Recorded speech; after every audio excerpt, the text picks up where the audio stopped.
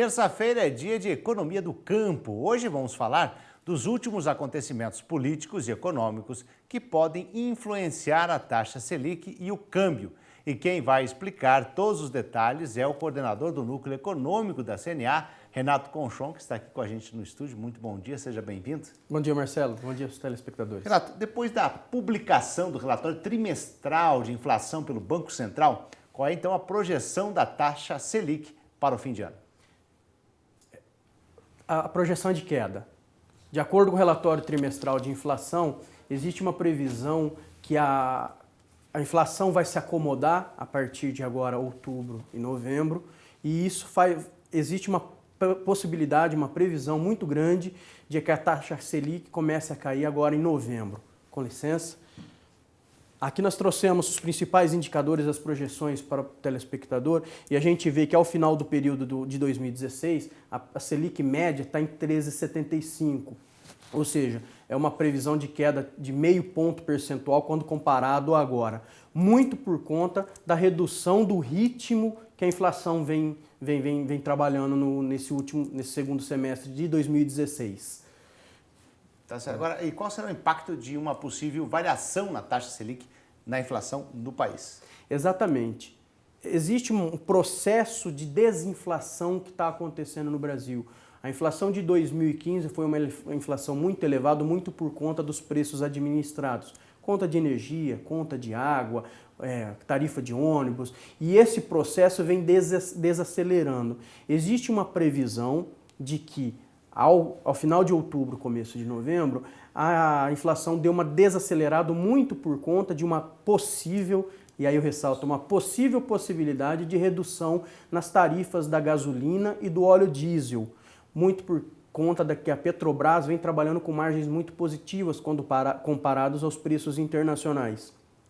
Existe uma previsão de que a gasolina possa cair entre 25 e 55 centavos de real e no diesel entre 40 e 80 centavos de real por litro. Isso se o governo não vier com uma possível aumento de CID para corroer essa margem de lucro, vamos pensar assim, do consumidor. Então existe essa possibilidade sim, uma possibilidade real do que os preços dos combustíveis caiam nesse final de ano e dê um alívio na inflação e, por conseguinte, dê um alívio também para a taxa de juros. É o que precisamos. Agora, outro fator que afeta o dia a dia dos produtores rurais é a taxa de câmbio. Qual a previsão, então, para o fim deste ano? A previsão também é de que se mantenha ao final do período na casa de R$ 3,25 por dólar. Isso muito por conta do fator taxa de juro, do fator inflação, que está desacelerando, e do ambiente político, ao que tudo indica, de uma possível aprovação da PEC do teto dos gastos. Isso está fazendo com que os investidores, com que o mercado veja o Brasil com os bons olhos.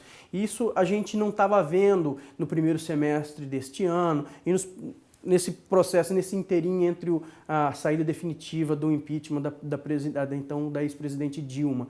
E isso, o mercado está se posicionando muito bem com uma possível aprovação ainda em outubro da PEC Teto dos Gastos, que é uma PEC tão necessária para a economia brasileira continuar crescendo ao longo dos próximos períodos. Agora, este cenário apresentado ao Brasil está sendo influenciado mais pela política interna ou fatores internacionais estão influenciando essas previsões todas? Boa pergunta, Marcelo. É um conjunto de fatores. Hoje, o Brasil está mostrando para o mundo que está disposto, esse novo governo está disposto a fazer as políticas e as reformas tão necessárias para o Brasil continuar crescendo. A primeira que eu cito é a PEC do teto dos gastos novamente. É uma PEC que limita os gastos do governo em receitas não discricionárias por um determinado crescimento do PIB, um determinado crescimento da inflação. Isso é tão necessário porque parece tão distante da nossa atividade econômica do dia a dia, mas é tão necessária porque o déficit primário está sendo muito alto, ou seja, o governo federal está gastando com muita velocidade e essa PEC do teto, ela põe um limite a isso e faz com que o processo econômico seja mais absorvido pela atividade econômica nacional de uma maneira mais paulatina, de uma maneira mais calma. Isso faz com que os agentes vejam isso com bons olhos, ou seja, o governo sai um pouco do mercado e a atividade econômica como um todo vem alimentando esse processo como deve ser. Atrelado à PEC da teto dos gastos, a gente imagina que venha também a proposta de reforma previdenciária. E aí a gente tem que mexer, porque a que tudo indica, o governo federal está propondo algumas mudanças, inclusive no âmbito rural. Isso que a gente está trabalhando.